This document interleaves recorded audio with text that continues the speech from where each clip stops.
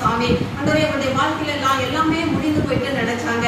ஆனா புதியதொரு ஆரம்பத்தை அவருடைய வாழ்க்கையில கட்டளையிட்ட தேவன் இந்த நாளிலும் எங்களோடு கூட நீர் பேசும்படியாக ஜெபிக்கிறோம். இயேசு கிறிஸ்துவின் வல்லமையுள்ள ரத்தத்துக்கு ஒப்பு கொடுத்து ஜெபிக்கிறேன். இயேசுவின் நாமத்தில் பிதாவே, ஆமென். சம்பராலையில சொல்றீங்களா?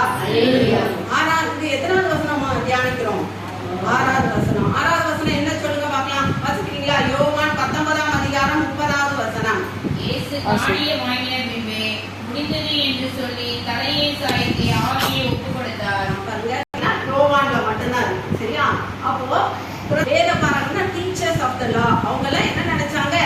ஆண்டவரை சிலுவையில அடைஞ்சவுடன் அவங்களுடைய நோக்கம் முடிஞ்சுது, நம்ம சிலுவையில் அடைஞ்சா அவ்வளவுதான் எல்லாம் முடிஞ்சுது அப்படின்னு நினைச்சாங்க. அதே மாதிரி போர்ச்சேவகர் என்ன செஞ்சாங்க? அவரை அடிச்சு முடிச்சு அவமானப்படுத்தணும்னா தனக்கு கொடுக்கப்பட்ட கடமை என்ன செஞ்சுச்சு? முடித்தாங்க, முடிஞ்சு போச்சு அப்படின்னு நினைச்சாங்க. ஆனா நமது அருமை ஆண்டவர் இதா தந்த பொறுப்புகளை அந்த இடத்துல என்ன செஞ்சாராம்? முடித்து மரணத்தை ஜெயமாக விளங்கி பிசாசின் தலையை நசுக்கி முடிந்தது அப்படின்னு சொல்லி என்ன செஞ்சாராம்? ஜெயம் முழக்கமிட்டார். அப்போ உலக பிரகாரமான வாழ்க்கையிலே மனிதர்கள் எல்லாம் முடிஞ்சிச்சு, இயேசுவை கொலை செஞ்சுட்டோம் அப்படின்னு நினைச்சாங்க. ஆனால் ஆண்டவர் புதியதொரு ஆரம்பத்தை அந்த இடத்துல என்ன செஞ்சாராம்? கட்டளையிட்டார். அப்ப நம்மளுடைய வாழ்க்கையில பலவிதமான போராட்டங்கள், சோதனைகள், நம்முடைய சூழ்நிலைகள் எல்லாம் முடிந்து போனதுமால நமக்கு தெரிந்தாலும் ஆண்டவர் புதியதொரு ஆரம்பத்தை நமக்கு கொடுத்தவர் வல்லமையுள்ளவரா இருக்காரு. மிகப்பெரிய அதிசயத்தையும் அற்புதத்தையும் செய்யவர் வல்லமையுள்ளவர் இருக்காரு. உச்சமுறையில சொல்றீங்களா? வாசிக்கிறீங்களா? மத்தேயு 27ஆம் அதிகாரம் 63ல இருந்து 65 வரைக்கும் வாசிங்களேன். மத்தேயு 27 63ல இருந்து 65. ஆண்டவனே, அந்த எத்தன் உயிரோடு இருக்கும் போதே 3 நாளைக்கு பின் எழுந்திருப்பேன் என்று சொன்னது எங்களுக்கு ஞாபகமாய் இருக்கிறது. ஆகையால் அவனுடைய சீஷர்கள் ராத்திரியிலே வந்து அவனை களவாய் கொண்டு போய் மருத்துவத்திலிருந்து எழுந்தார் என்று ஜனங்களுக்குள் சொல்லாதபடிக்கும் முந்தின எத்ததை பார்க்கிலும் பிந்தின எத்து கொடிதாகாதபடிக்கு நீ 3 நாள் வரைக்கும் கல்லறையை பத்திரப்படுத்தும்படி கட்டளையிட வேண்டும் என்றார்கள். அதற்கு பிலாத்து, உங்களுக்கு காவல் சேவகர் உண்டு, போய் உங்களால் கூடிய மட்டும் பத்திரப்படுத்திக் கொள்ளுங்கள் என்றான். அந்த நன்மை செய்த ஆண்டவருக்கு இந்த உலகம் கொடுத்த பேர் என்ன தெரியுமா? எத்தன். பாத்தீங்களா? அதை மட்டும் சொன்னாங்க, அவனை களவாய் கொண்டு போய் விடுவாங்க. அதனால முந்தின இடத்தை பார்க்கலும் பிந்தின இடத்தை என்ன செய்து கொடிதாயிராதபடின்னு சொல்றாங்க. அப்போ நம்மளுடைய வாழ்க்கையில யோசித்து பாருங்களேன், ஆண்டவர் என்ன செஞ்சாரு? அந்த நாட்களிலே நன்மை செய்கிறவராக தான் சுற்றிட்டு இருந்தார். ஆனால் அவருக்கு கொடுக்கப்பட்ட அந்த உலகம் கொடுத்த பெயர் எத்தன். அப்ப நம்மளுடைய வாழ்க்கையிலும் குடும்பங்களிலும் சூழ்நிலைகளும் நம்ம நல்லது செஞ்சுட்டே இருக்கோமே, நமக்கு நல்ல பேர் கிடைக்கலையே அப்படின்னு நினைக்கிறீங்களா? ஆண்டவர் இந்த சிலுவையிலே நமக்கு கற்றுத் தருகிற பாடம், இதா சொன்ன வார்த்தையை அவர் செய்து முடித்தார். அவ்வளவுதான். உலக பிரகாரமான மனிதர்கள் என்ன சொன்னாலும் அவருக்கு கவலையே கிடையாது. அதே மாதிரிதான் நம்மளுடைய வாழ்க்கையிலும் ஆண்டவர் சூழ்நிலைகள் எப்படிப்பட்ட காரியத்தை செய்தாலும், எப்படிப்பட்ட காரியமா இருந்தாலும், ஆண்டவர் நமக்கு கொடுத்த வாக்கு தத்தங்களை நாம விசுவாசிக்கும் போது நம்முடைய வாழ்க்கையிலே அதை நிறைவேற்ற அவர் வல்லமை உள்ளவராக அவர் இருக்கார். பாருங்க, ஒரு ஜட்ஜி ஒருத்தர் இருந்தாராம். அவசர அவசரமா என்ன செஞ்சார்? பேர் டேனியல். கோர்ட்டுக்கு கிளம்பிக்கிட்டு இருந்தாராம். கோர்ட்டுக்கு கிளம்பிட்டு இருக்கும்போது அவரு பையனும் பிள்ளையும் சண்டை போட்டு இருக்காங்க. சரியா? அவர் விளையாடுறாங்க, சின்ன பிள்ளைகள். அதனால விளையாட்டு ஜாமனுக்கா என்ன செஞ்சிருக்காங்க? சண்டை போட்டாங்க. தம்பி ஒரு பொம்மையை கொடுக்கான், இவன் கொடுக்க மாட்டேன்னு சொல்லி இது பண்ணோம்னா அவன் ஓன்னு அழுக. இவருக்கு கோர்ட்டுக்கு போற டென்ஷன். உடனே என்ன செஞ்சாரு? அவர்கிட்ட முதுகுல 2 அடியை அவர் அந்த வசனங்களை அவர் சொன்ன வாக்கு தத்தத்தை அவர் நிறைவேற்றி முடிந்ததுக்கு அப்புறம் தான் அது எல்லாம் முடிந்தது என்று சொல்லி சொன்னார். அப்ப நம்மளுடைய வாழ்க்கையில ஆண்டவர் நம்ம ஒவ்வொருவருக்கும் ஒரு ப்ளூ பிரிண்ட் வச்சிருக்காரு கையில. நம்மபடி நம்ம நேரப்படி அது சுத்தாது, ஆண்டவருடைய நேரத்தின்படி அது கரெக்டாக அவ்வளத்தையும் செய்து முடிக்க அவர் வல்லமையுள்ளவர். அப்ப நம்மளுடைய வாழ்க்கையிலும் ஆண்டவர் நமக்கு என்ன வாக்குத்தத்தம் கொடுத்திருக்காரோ அதை நம்பும் போது நிச்சயமாகவே கர்த்தர் பரம தகப்பன் சகலத்தையும் அதினரின் காலத்தில் நேர்த்தியாய் செஞ்சு அவர் வல்லமையுள்ளவராக இருக்கார். முறையில சொல்றீங்களா? அதே மாதிரி புதியதொரு தொடக்கத்தை சிலுவையில செஞ்சு கொள்வது கற்றுக் கொடுக்கிறது. நம்ம கேட்ட பாடல்கள் பவுலும் சீலாவும் கையெல்லாம் கட்டப்பட்டிருக்காங்க, காலெல்லாம் கட்டப்பட்டிருக்கு. வசனத்தை பிரசங்கித்து அத்தாலியான் பட்டணத்திற்கு போனார்கள். 14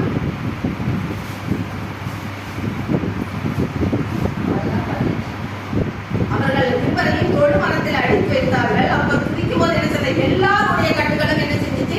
கலந்து போயிட்டு வேதவசனம் சொல்கிறது. அப்போ அவங்களுடைய வாழ்க்கையிலே முடிஞ்சு போச்சுன்னு நினைச்சு எல்லாருமே உள்ள அடைச்சு வச்சாங்க. ஆனால் அவர்கள் துதிக்கும் போது ஜெபிக்கும் போது எல்லாருடைய கடைகளையும் என்ன செஞ்சாங்க? கர்த்தர் உடைத்து போட்டார். அப்ப நம்மளுடைய வாழ்க்கையிலும் நம்ம எல்லாமே முடிஞ்சு போச்சுன்னு நினைக்காம ஆண்டவர் நமக்கு கொடுத்த காரியங்களை வைத்து துதிக்கும் போதே ஓகே நம்மளுடைய காரியம் முடிஞ்சுட்டு அவ்வளவுதான், இவ்வளவு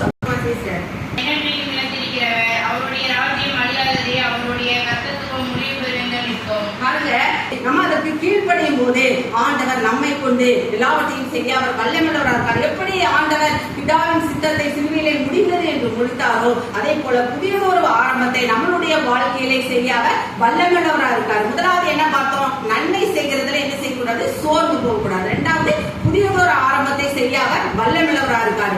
அடுத்தது மூன்றாவது பாத்தீங்கன்னா பிதாவின் சித்தத்தை செய்து முடிக்கிறதை சிலுவை என்ன செய்திருக்கா நம்ம கற்று தருகிறது. வாசிக்கிறீங்களா?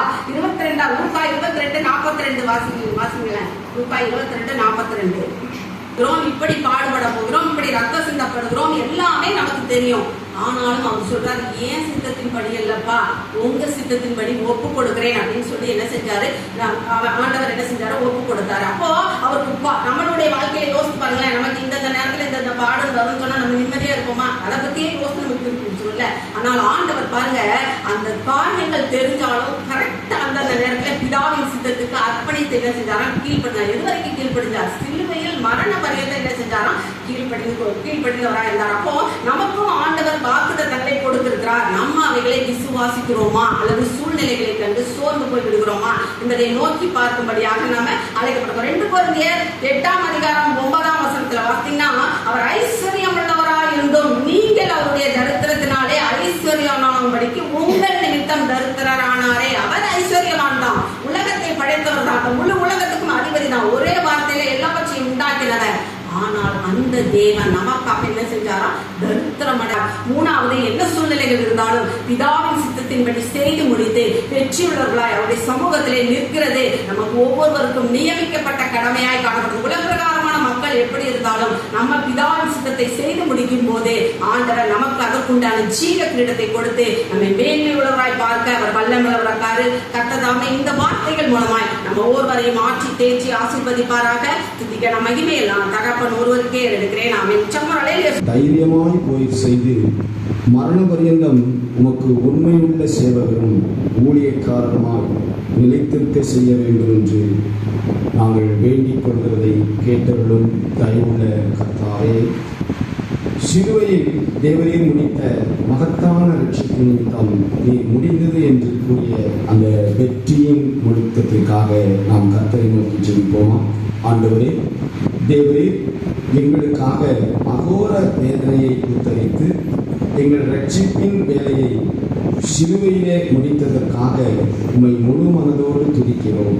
இயேசுவே, நீர் மரிக்கும் முன் உலகத்தில் நீர் செய்யும்படி பிதாவானவர் குறித்த அந்த வேலையை பூரணமாய் முடித்தது போல நாங்களும் ஒவ்வொருவரும் எங்கள் மரணத்திற்கு முன் எங்களை கொண்டு இந்த உலகத்திலே தேவரீர் செய்து முடிக்க வேண்டிய வேலைகளை நாம் சரிவர செய்து முடிக்க எங்களுக்கு பலன் தாரும்.